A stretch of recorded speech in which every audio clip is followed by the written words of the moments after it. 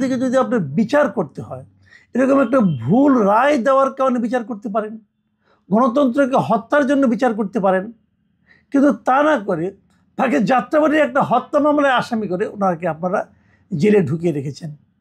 আমাদের বিচার বিভাগ নিয়ে আলোচনা করা যেতে পারে এই কারণেই যে আসলে কোনটা ঠিক। উনিও তো প্রধান বিচারপতি ছিলেন, আবার এখনও প্রধান বিচারপতি আছেন। তারা এই বিচার আগের বিচারকে ভুল বললেন, তাহলে ওনাকে ওই কারণেই তো তার বিচার হতে পারে। তা না করে একটা হত্যা মামলা, যে মামলার সঙ্গে ওনার কোনো যোগাযোগ আছে বলে দৃশ্যত আমাদের কাছে মনে হয় না, হয়তো পরবর্তীতে প্রমাণ হতেও পারে, আমি জানি না কি হবে। তো এইগুলো যখন ঘটে তখন সাধারণ মানুষ বিচার বিভাগ সম্পর্কে কি ভাবে? মানুষের মনে কি এই ধরনের চিন্তা কাজ করে না যে বিচার বিভাগ ক্ষমতায় যারা আছেন তাদের দিকে তাকিয়ে থাকে? এমনকি মনে হতে পারে না? আপনারা মনে করতে পারবেন ডক্টর ইউনূস সাহেবের একটা মামলা ছিল, ওনার 666 কোটি টাকা কর ফাঁকির মামলা। সেই মামলায় কিন্তু হাইকোর্টের রায় হয়েছিল যে ওনাকে এটা দিতে হবে, এবং সেই রায়ের পরে আপনারা জানেন যে হাইকোর্টে অনেক রায় কিন্তু সঙ্গে সঙ্গে পূর্ণাঙ্গ রায় লেখা হয় না। রায়টা হয়েছিল, সেই পূর্ণাঙ্গ রায় লেখার আগেই সরকার পরিবর্তন হয়ে গেছে। যখন ডক্টর ইউনূস আবার সরকার প্রধান হয়েছেন তখন কিন্তু ওই বিচারক যিনি রায় দিয়েছিলেন তিনি আর রায় লিখতে বিব্রত বোধ করেছেন। কেন কেন? উনি তো রায় দিয়েছেন, এটা লিখবেন না কেন? সেই রায়টা কি হয়েছে, উনি কেন লিখলেন না? উনি কি এখনো বিচারপতির পদে আছেন? উনি কি বিচারপতির পদে তারপরেও থাকতে পারেন? কারণ আগের বার যে রায়টা দিয়েছিলেন তাহলে ওই রায়টা হয় পলিটিক্যালি মোটিভেটেড ছিল, অথবা পরে যখন উনি বিব্রত বোধ করলেন তাহলে এই যে বিব্রত বোধ করাটা এটা পলিটিক্যালি মোটিভেটেড হতো। কোনটা আমরা জানি না কিন্তু প্রশ্নগুলো কিন্তু আমাদের মনে রয়ে যায়। এ ধরনের প্রশ্ন যত জমতে থাকে তত কিন্তু বিচার বিভাগের প্রতি সাধারণ মানুষের আস্থা কমতে থাকে। আমি সাম্প্রতিক দুটো ঘটনা বলবো। একটা ঘটনা হলো, কদিন আগে বিএনপি নেতা অ্যাডভোকেট ফজলুর রহমান তিনি একটা মন্তব্য করেছিলেন এই আন্তর্জাতিক অপরাধ ট্রাইব্যুনাল নিয়ে, এবং সেই মন্তব্যের প্রেক্ষিতে ওনার বিরুদ্ধে একটা আদালত অবমাননার মামলা করা হয়েছে এই আন্তর্জাতিক অপরাধ ট্রাইব্যুনালেই। উনি যতটুকু বলেছিলেন, আমার যতটুকু মনে আছে, উনি বলেছিলেন যে এই ট্রাইব্যুনালটা গঠন করা হয়েছিল 1973 সালে, এবং গঠন করা হয়েছিল যে যুদ্ধ অপরাধীদের বিচারের জন্য, যারা যুদ্ধ অপরাধী ছিল, মানবতা বিরোধী কাজ করেছিল, তাদের বিচারের জন্য। এবং এই ট্রাইব্যুনালের নাম আন্তর্জাতিক অপরাধ ট্রাইব্যুনাল হয়েছে। মানে আন্তর্জাতিক শব্দটা এখানে থাকলো কেন? থাকলো এই কারণে, যেহেতু ওই যুদ্ধের সময় 71 সালে যে মুক্তিযুদ্ধ, সেই সময় একাধিক দেশের লোক এখানে জড়িয়ে গিয়েছিল। তাদের মধ্যে কেউ যদি অপরাধ করে থাকে, কোনো যুদ্ধ অপরাধ করে থাকে, তার বিচারটা একটা আন্তর্জাতিক ট্রাইব্যুনালে হওয়া উচিত। এই জন্যই আন্তর্জাতিক নামটা ছিল। তখন পাকিস্তানিরা এখানে জড়িত ছিল, আমাদের দেশের লোক জড়িত ছিল, কাজে এই জন্যই এই নাম হয়েছিল। এবং উনি বলেছেন, মন্তব্য করেছেন যে এই ট্রাইব্যুনালে শেখ হাসিনার বিচার হওয়া ঠিক নয়। অন্য ট্রাইব্যুনাল হতে পারে, শেখ হাসিনার বিচার আলাদা ট্রাইব্যুনাল হতে পারে। উনি এ ধরনের একটা কথা বলেছেন, উনি ওনার মতো করে বলেছেন। সেটাতে আরও কী কী শব্দ ছিল, কী কারণে আদালতে অবমাননা হয়েছে, এটা আমি বলতে পারবো না, কিন্তু ওনার নামে আদালত অবমাননার একটা মামলা হয়েছে। সেই মামলায় একটা শুনানি হয়েছে এর মধ্যে, এবং শুনানি হওয়ার পর আদালত ফজলুর রহমান সাহেবের আদৌ আইনে ডিগ্রি আছে কিনা, উনি বার কাউন্সিলে কিভাবে এসেছেন, ওনার আইনের উনি আইন হিসেবে আইন প্র্যাকটিস করতে পারেন কিনা, এগুলো নিয়ে প্রশ্ন করেছেন। এবং পরবর্তী তারিখ দিয়েছেন, সেই দিন ওনাকে এই সমস্ত সনদপত্র নিয়ে হাজির হতে বলেছেন। দেখুন, আদালত যদি মনে করেন তাকে অবমাননা করা হয়েছে, সেটা হতেই পারে, ওনার সেই জন্য প্রতিকারের ব্যবস্থা আছে, উনি তাদের ডাকবেন, কথা বলবেন, সব ঠিক আছে। কিন্তু আমার প্রশ্ন হলো যে ফজলুর রহমান সাহেবের সনদ ঠিক আছে কিনা, এটা নিয়ে প্রশ্ন কেন? এটা আমার জানার খুব ইচ্ছা। একজন লোকের সনদ না থাকলে, উনি গত 30-40 বছর ধরে হাইকোর্টের মতো জায়গায় কিভাবে প্র্যাকটিস করছেন? উনি তো ওনার তো একটা মানে বার কাউন্সিলের সঙ্গে তো ওনার একটা যোগাযোগ আছে, উনি তো তার মেম্বার, তাই না?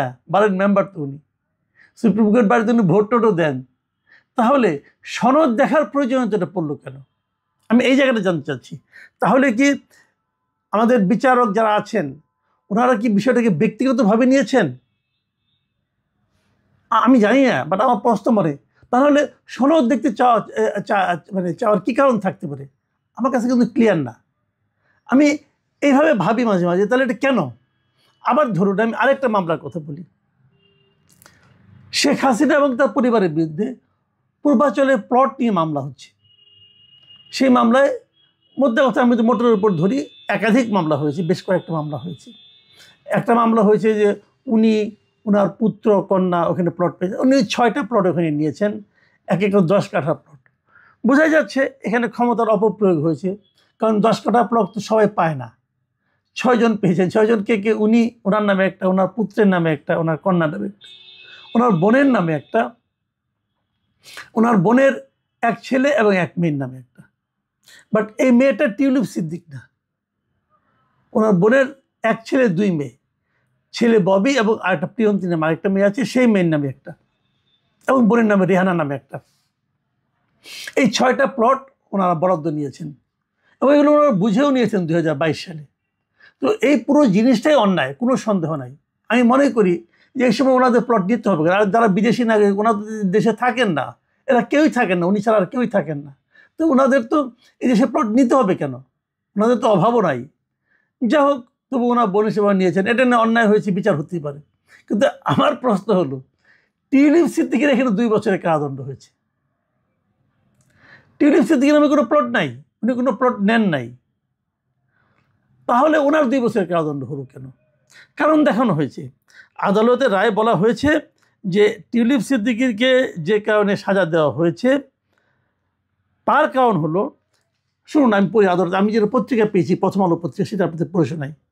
রায়ে আদালত বলেছেন, আসামি টিউলিপ সিদ্দিক তার খালা সাবেক প্রধানমন্ত্রী শেখ হাসিনার একান্ত সচিব সালাউদ্দিনকে মোবাইল ইন্টারনেটের বিভিন্ন অ্যাপ সহ সরাসরি যোগাযোগ করে প্রভাবিত করেছেন বলে সাক্ষীদের জবানবন্দির মাধ্যমে প্রমাণিত হয়েছে। মানে টিউলিপ সিদ্দিক প্রভাবিত করেছেন তার খালাকে অথবা খালার কর্মচারীকে, যে কাউকে প্রভাবিত করেছেন।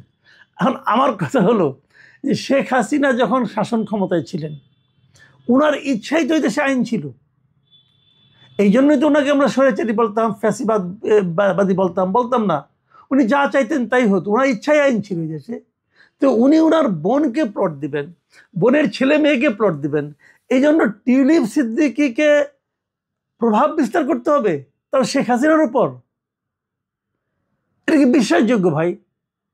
শেখ হাসিনা কি তার বোনের চেয়ে বোনের এই মেয়েকে বেশি ভালোবাসেন যে টিউলিপ সিদ্দিক বলবে তারপর শেখ হাসিনা শেখ রেহানাকে প্লট দিবে, ববিকে প্লট দিবে? এটা কি গ্রহণযোগ্য? কে সাক্ষী দিয়েছে? এখানে কি টিউলিপ সিদ্দিকের পক্ষে কোনো উকিল ছিল? টিউলিপ সিদ্দিক দেশের নাগরিক না, উনি নিজে দাবি করেন উনি দেশের নাগরিক না, যদিও এর মধ্যে আবার এ টিমের আরেকটা ভার্সন ছিল ওই যে ওয়াকারের রিফাইন্ড আওয়ামী লীগ। সেই রিফাইন্ড আওয়ামী লীগ প্রজেক্টে কিন্তু মারা খেয়েছে। রিফাইন্ড আওয়ামী লীগের জন্য যথেষ্ট তোড়জোড় ছিল। হাসনাত সারজিদের সাথে মিটিংয়ে স্পষ্টভাবে রিফাইন্ড আওয়ামী লীগের কথা স্বীকার করেছিলেন বা বলেছেন, প্রস্তাব দিয়েছিলেন ওয়াকারুজ্জামান। কিন্তু ওয়াকারের এখন আর আলাদা কোনো পাওয়ার নেই। ওয়াকার প্রফেসর ইউনূসের কাছে বশ্যতা স্বীকার করেছে। প্রফেসর ইউনূসের সাবঅর্ডিনেট ওয়াকারুজ্জামান। এই জায়গায় ওয়াকারেরও কিছু করার নেই। তো দর্শক, আওয়ামী লীগ চারদিক থেকে মারা খেয়ে এখন সি টিম বাজার নিয়ে এসেছে। মনে রাখবেন যে রাজনীতিতে এ টিম বা নিজেরা তো সফল হয় বা ব্যর্থ হয়, আর সর্বোচ্চ বি টিম পর্যন্ত যেতে পারে সফলতার দিক থেকে।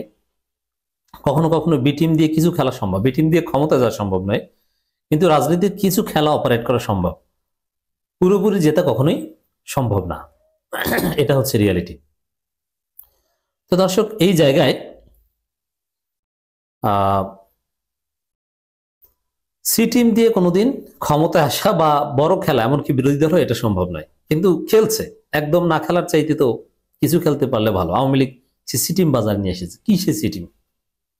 খবর, জোট গঠনের লক্ষ্য 15টি দলের সঙ্গে মতবিনিময়ে দেশ ক্রান্তিকাল অতিক্রম করছে। তৃতীয় ধারার একটি রাজনৈতিক শক্তি তৈরি করতে চাই আনিস। জাতীয় পার্টি যে জিএম কাদের অংশ, ওইটা থেকে ধাক্কা খেয়ে লাত্তি খেয়ে এখন আর এক জাতীয় পার্টি গঠন করে এরা এখন তৃতীয় ধারা তৈরি করতে চায়। আরে জাতীয় পার্টিতেই যার খাওয়া নাই, সে আরেক তৃতীয় ধারা তৈরি করবে কিভাবে? এটা পারবে না। এটি হচ্ছে আওয়ামী লীগের সিটি। আওয়ামী লীগ এখন ওই জিএম কাদের জাতীয় পার্টি, এদেরকে তো গণ অধিকার পরিষদ জামাত দেখলে পিটাবে। এখন এই আনিসদেরকে সামনে এনে দিচ্ছে। এখন মজার বিষয় হচ্ছে আনিসদের সাথে আবার বিএনপি আছে। বিএনপি তো জিএম কাদের জাতীয় পার্টির সাথেও আছে, প্রকাশ্যে বলে যে কেন জাতীয় পার্টিকে নিষিদ্ধ করা হবে, তাদেরকে অধিকার দিতে হবে, এটা বিএনপি প্রকাশ্যে বলে। আওয়ামী লীগের পক্ষেই তো তারা আছে। তো বিএনপি তো কিছুই নিষিদ্ধ চায় না, কিন্তু সবই হয় নিষিদ্ধ। এখন এই আনিস আবার মির্জা ফখরুলের ঘনিষ্ঠ বন্ধু, এই কারণে সাহস পাচ্ছেন। এবং এই যে 15 দলের সাথে জোট গঠন চেষ্টা, অমুক তমুক তৃতীয় ধারা তৈরির চেষ্টা, এটি হচ্ছে আওয়ামী লীগের সি টিম। এখন এই আনিস, অমুক তমুক, রুহুল আমিন আহমেদ জাতীয় পার্টি থেকে বহিষ্কৃত, আরো যারা আছে, ফিরোজ রশিদ, এরা কি, এদের কাজের লোকরাও তো এদের সমর্থন করে না। এদের কোনো পাওয়ার, এদের কোনো কিছু আছে? নেই।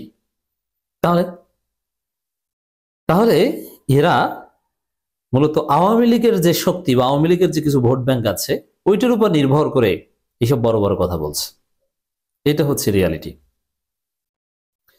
ত্রয়োদশ জাতীয় সংসদ নির্বাচনকে সামনে রেখে একটি বৃহত্তর রাজনৈতিক জোট গঠনের লক্ষ্যে 15টি রাজনৈতিক দলের সঙ্গে মতবিনিময় সভা করেছে জাতীয় পার্টি জাপা। এখন জাতীয় পার্টি কোন জাতীয় পার্টি এটা বোঝানো জনগণকে মুশকিল, কারণ জাতীয় পার্টির শত শত ধারা, জেপি, জাপা, জাপা অমুক, জাপা অমুক, জাপা তমুক, অভাব নেই। তো এগুলো হচ্ছে মেরুদণ্ডহীন, এগুলোর কোনো ভিত্তি নেই। কিন্তু ওই যে আওয়ামী লীগ এখন তাদের সি টিম মাঠে নামিয়ে দিয়েছে। এরকম কত টিম মাঠে নামাবে, কোনো কাজ হবে না। জামাতের কাছে সব পরাজিত হবে। জামাত স্মার্টলি খেলছে। জিএম কাদের আসল জাতীয় পার্টি, লাঙ্গল মার্কার যে জাতীয় পার্টি, ওই জাতীয় পার্টিকেই জামাত নির্বাচন করতে দিবে না। ওই জাতীয় পার্টিকেই স্বাভাবিক রাজনৈতিক কার্যক্রম চালাতে দিবে না গণ অধিকার পরিষদ, জামাত এবং এনসিপি।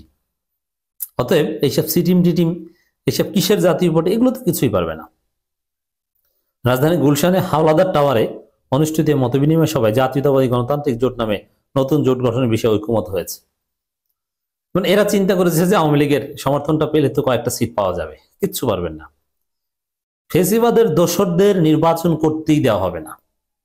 মুক্তিযুদ্ধে বিরোধী শক্তি রাজাকার গোষ্ঠী, সোজা কথা, নাম উল্লেখ করলাম না, আপনারা হয়তো অনেকে জানেন। যাই হোক, যেটা সত্য সত্য, ন্যায়ের পক্ষে আজীবন কথা বলছি, কথা বলে যাব। আজকে সব দোষ ভারতের। এই যে আমাদের যে স্বাধীনতা অর্জন করেছি, এর দোষটাও ভারতের। পাকিস্তানকে কেন ভাঙ্গা হলো, এর দোষটা, দায়টাও ভারতের। আমরা স্বাধীন হয়েছি পাকিস্তান থেকে কেন, পেছনের ইতিহাসটা পাঠ করলে, আজকের জেনজিরাও যদি ইতিহাসটা পাঠ করে, তাহলে বুঝতে পারবে যে কেন আমাদের আলাদা হয়ে যেতে হয়েছিল। আজকে যদি 1971 সালে ভারত আমাদের সহযোগিতা না করত, আজও আমরা স্বাধীন হতে পারতাম কিনা, পাকিস্তানের সেই বালুচের মতো অবস্থায় থাকতাম কিনা, সে ব্যাপারে খুব বড় ধরনের প্রশ্ন আছে।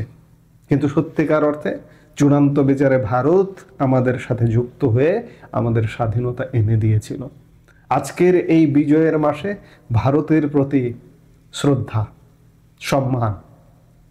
কিন্তু একটি গোষ্ঠী ভারতকে দোষ দেয়। আজকে আসলে আমি এই মুহূর্তে আরেকটি বিষয় নিয়ে কথা বলতে এসেছি, যদিও আজকে দিনের আর এক ভাগে সেটি নিয়ে কথা বলেছি। বাংলাদেশের আলোচিত বিডিআর বিদ্রোহ নিয়ে কথা বলতে এসেছি। বিডিআর বিদ্রোহে দল আওয়ামী লীগকে তো যুক্ত করাই হয়েছে, একই সাথে খুব জোরালোভাবে ভারতকে যুক্ত করে ফেলানো হয়েছে ইউনূস সরকারের পক্ষ থেকে। খবরে বলা হচ্ছে যে পিলখানায় বাংলাদেশের রাইফেলসের বিডিআর সদর দপ্তরে 2009 সালে যে হত্যাকাণ্ড সংঘটিত হয়েছিল, গতকাল রোববার তার তদন্তের রিপোর্ট প্রকাশিত হয়েছে। এই ঘটনার তদন্ত চেয়ে বাংলাদেশে ক্ষমতায় আসার পর অন্তর্বর্তী সরকার প্রধান উপদেষ্টা ডক্টর মোহাম্মদ ইউনূস একটি স্বাধীন তদন্ত কমিশন গঠন করেছিলেন। গত 11 মাস ধরে তারা তদন্ত করেছে এবং রবিবার রিপোর্ট জমা দিয়েছে ইউনূসের দপ্তরে। তাদের দাবি, সেই রিপোর্টের দাবি, 16 বছর আগের সেই ঘটনায় ভারতও জড়িত ছিল। এই বিষয়ে ভারত সরকারের কাছে জবাব চাওয়ার সুপারিশ করেছে বাংলাদেশের জাতীয় স্বাধীন তদন্ত কমিশন। ইউনূসের কমিশনের রিপোর্টে 2009 সালের ঘটনায় দায়ী করা হয়েছে তৎকালীন প্রধানমন্ত্রী শেখ হাসিনা এবং আওয়ামী লীগের একাধিক নেতাকে। দাবি, শেখ হাসিনার সবুজ সংকেতেই ওই ঘটনা ঘটেছিল। নেপথ্যে মূল কাণ্ডারে ছিলেন তৎকালীন সংসদ সদস্য শেখ ফজলে নূর তাপস। কিন্তু ঠিক কি ঘটেছিল 16 বছর আগে, কিভাবে তার সঙ্গে ভারতের যোগ ছিল বলে দাবি করছে ঢাকা।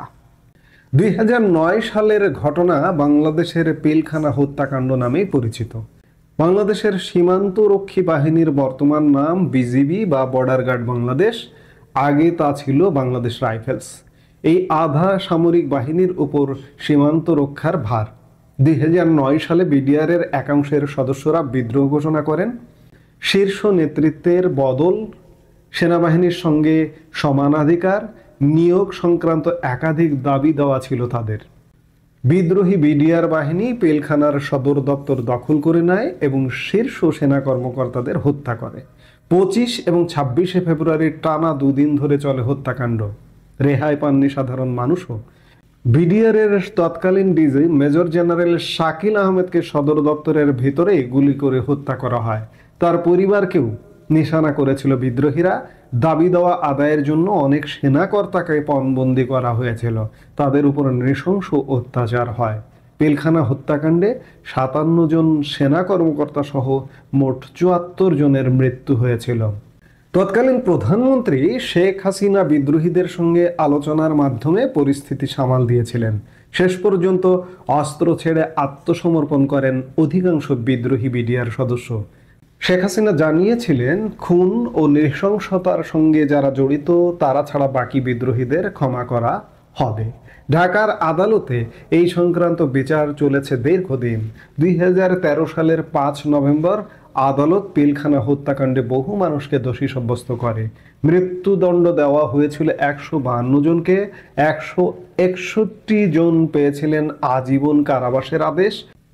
এছাড়া আরও 256 জনকে 3 থেকে 10 বছরের কারাদণ্ড দেওয়া হয়েছিল। মুক্তি দেওয়া হয়েছিল 277 জনকে।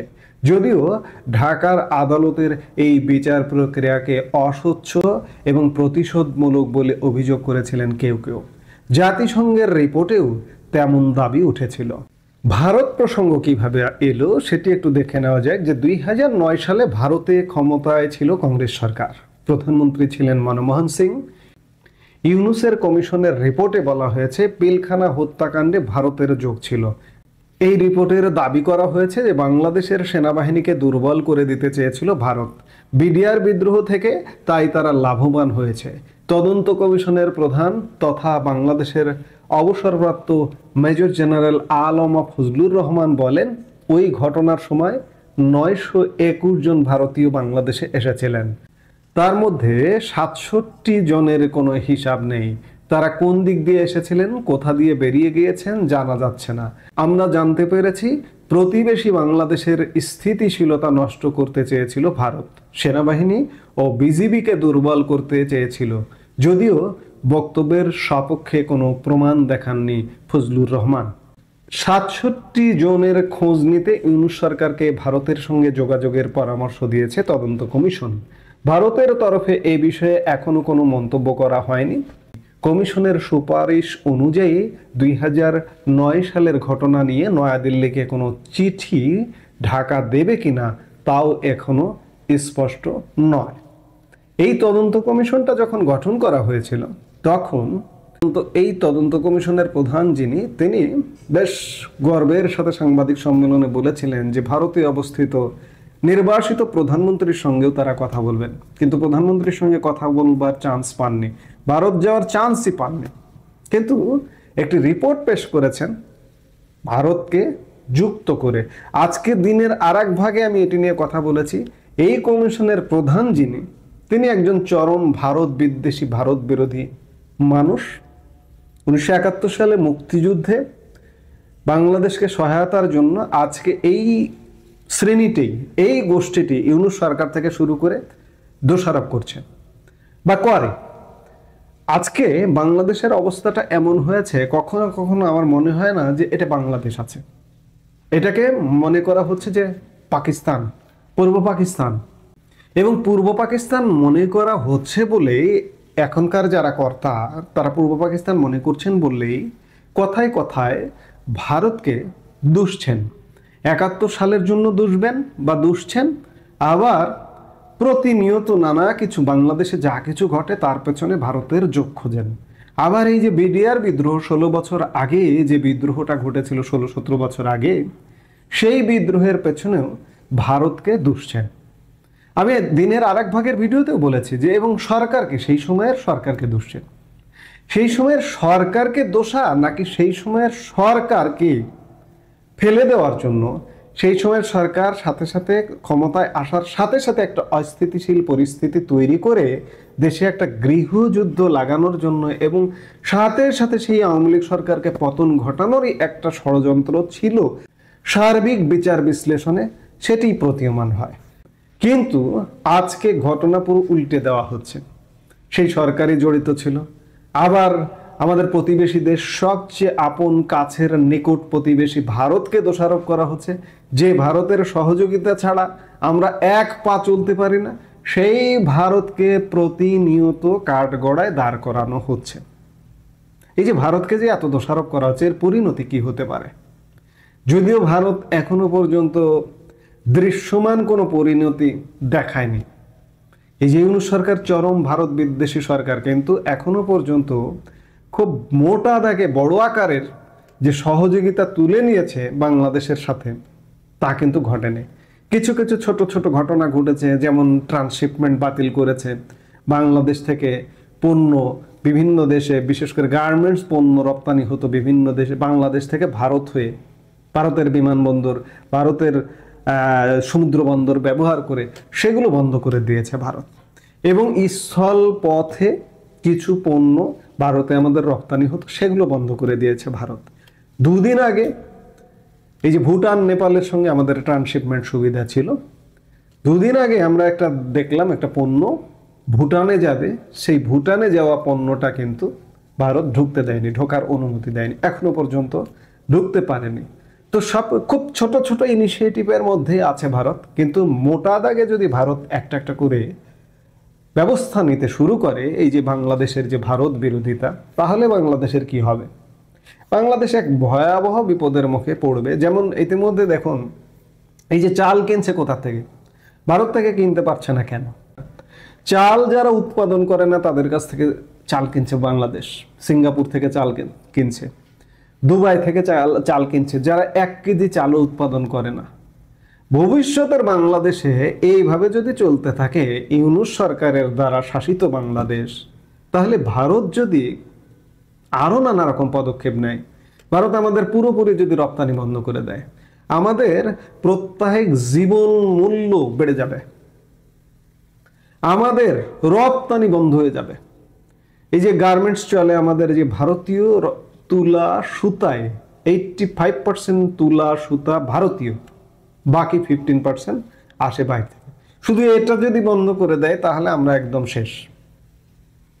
আমাদের আকাশসীমা যদি ভারত বন্ধ করে দেয় তাহলে আমরা পৃথিবী থেকে বিচ্ছিন্ন হয়ে যাব। এই কথাগুলো আমি অনেকবার বলেছি, কিন্তু আসলে এখন পর্যন্ত ভারত যথেষ্ট সহনশীলতার পরিচয় দিচ্ছে বা পরিচয় দিয়ে যাচ্ছে।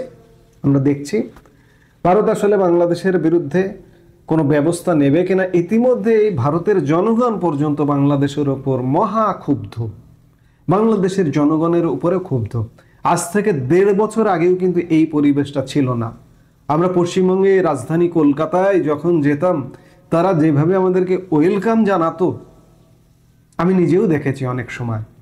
কিন্তু এখন নাকি অনেকটা বাংলাদেশ নিয়ে তাদের মধ্যে একটা বিতৃষ্ণা এসে গেছে, এবং ভারতীয়দের বিভিন্ন কথাবার্তায় মনে হয় যে বাংলাদেশ নিয়ে তারা আসলে ক্ষুব্ধ, বিরক্ত। এবং জনগণের উপর, জনগণের জনমতের উপর কিন্তু সরকারের নীতি, সরকারের সিদ্ধান্ত অনেকটা প্রভাব ফেলে।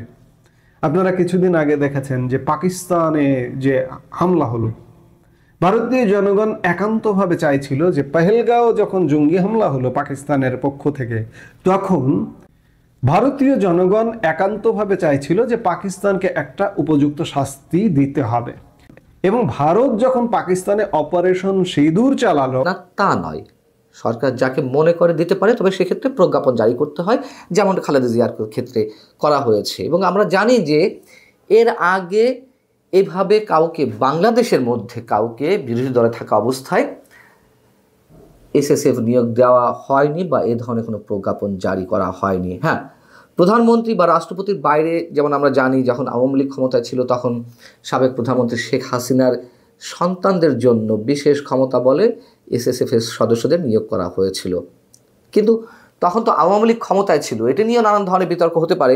তারপরেও কথা হচ্ছে, তখন আওয়ামী লীগ ক্ষমতায় ছিল, বেসরকারি ব্যক্তি হিসেবে তা শেখ হাসিনার সন্তানদের জন্য এই বিশেষ সুবিধা দেওয়া হয়েছিল। কিন্তু বিরোধী দলের সদস্যদের ক্ষেত্রে এসএসএফ বা বিরোধী দলের নেত্রীদের জন্য এসএসএফ নিয়োগ করা হয়েছে, এটি আমার মনে পড়ে না। যাই হোক, তারপরেও কোনো কথা নেই, খালেদা জিয়ার জন্য এটি হতেই পারে। কিন্তু প্রশ্ন হচ্ছে যে বিএনপি কি খালেদা জিয়ার নিরাপত্তা নিয়ে কোনো শঙ্কার মধ্যে ছিল? আমরা যতদূর জানি তারেক রহমানের বিষয়ে অনেক ধরনের কথাবার্তা হয়েছে, বিএনপির দলীয় অবস্থান থেকে তার জন্য বুলেট প্রুফ গাড়ি কেনার আবেদন করা হয়েছে, সরকার সেটি অনুমোদন করেছে। কিন্তু খালেদা জিয়ার নিরাপত্তা নিয়ে কোনো ধরনের ঝুঁকি বা শঙ্কার কথা আমার মনে পড়ে না যে এই ধরনের কোনো বক্তব্য বিএনপির পক্ষ থেকে এসেছে। তাহলে খালেদা জিয়াকে হঠাৎ করে অতি গুরুত্বপূর্ণ ব্যক্তি হিসেবে ঘোষণা করে কেন এসএসএফের সদস্যদের নিয়োগ করার বিষয়টি সামনে এলো এবং সরকার সেটি করল? এর কারণ কি শুধুমাত্র বিএনপির আস্থা অর্জনের জন্য,